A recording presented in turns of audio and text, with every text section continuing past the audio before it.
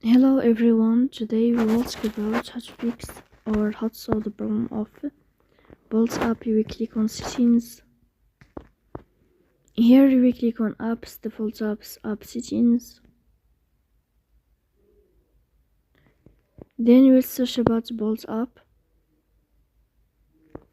Here we click on first stop and you will click OK. Then you will enter to storage. Here we click on clear cache. Then you will turn on your airplane mode and you will turn off your airplane mode again to fix that problem.